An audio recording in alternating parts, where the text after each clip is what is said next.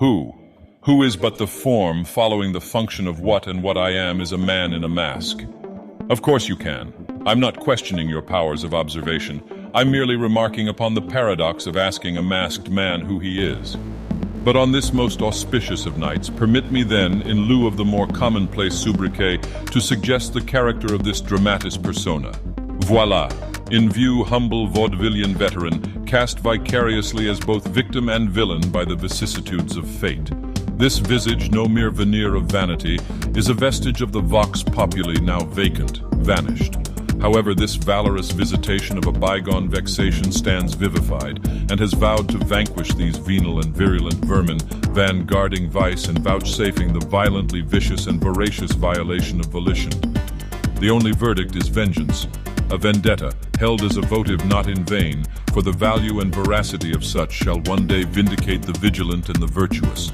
Verily, this vichyssoise of verbiage veers most verbose, so let me simply add that it's my very good honor to meet you, and you may call me Dagoth Ur. Now come.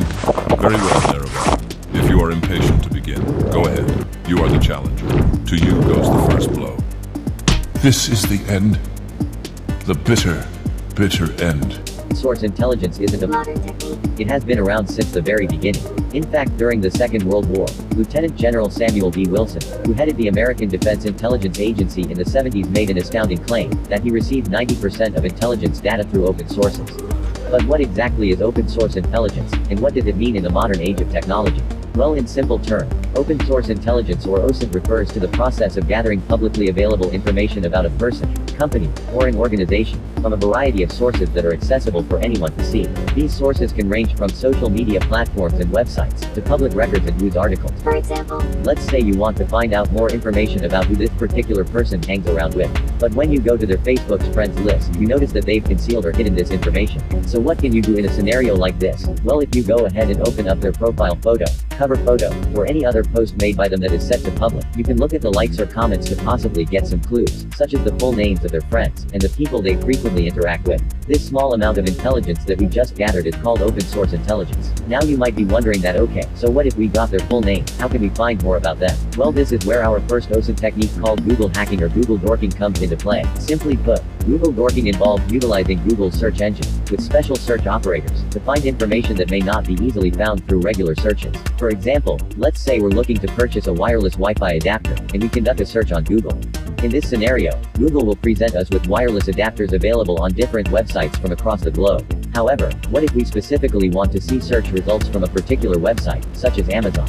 In that case, we can employ a special search operator, site : followed by Amazon.com in the search query like this, to exclusively see search results limited to Amazon. This practice is essentially what we refer to as Google dorking. Now similarly, if you possess the full name of your target, you can go ahead and search for every publicly available PDF, Excel, or Word document posted online, containing that exact name using the file type search operator. To accomplish this, you would first enter the victim's name, enclosed in inverted commas like this, and then write file type, to specify the types of file you want to search for. The our search operator used here tells the search engine to also include Excel or Word documents in the search result. After hitting enter, the search results will display all the documents that may be associated with the provided name. This can be very effective if the documents found might include court records, resumes, or other official documents that can give insight into a person's life, finances, family, or friends. The beautiful aspect of Google dorking is that if you wish to refine these search results even further, by targeting a particular website such as the victim's university or workplace, you can achieve it by incorporating the site : search operator we discussed earlier. Now if you would like to experiment with different search operators on your own, I will provide a link to a cheat sheet in the description down below, that includes various search operators specifically tailored for open source intelligence. Additionally, you can also visit a website called the Google Hacking Database, where several people have created and posted multiple search strings to find juicy information.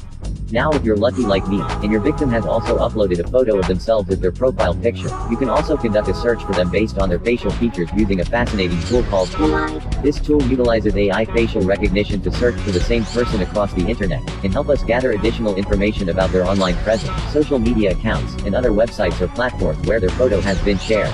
Moving on, let's say our victim has uploaded a photograph of themselves standing outside, next to a building or something, without providing any specific information to where they might be.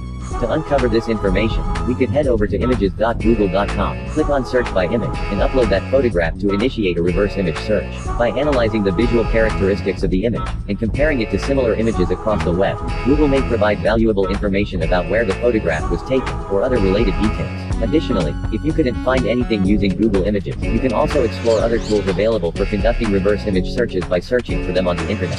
Next, if you have managed to obtain the email address of your victim through Google Dorking or any other means, you can also conduct a reverse email search using a useful tool called FEOS. This tool allows you to search for social media accounts associated with an email address and explore other activities carried out by the owner of that email, such as their contributions to Google Maps. Finding multiple social media accounts of our victim is a great way to learn more about their interests. For example, a programmer is likely to have an active profile on GitHub, while an artist may have profiles on platforms like PixArt or DeviantArt.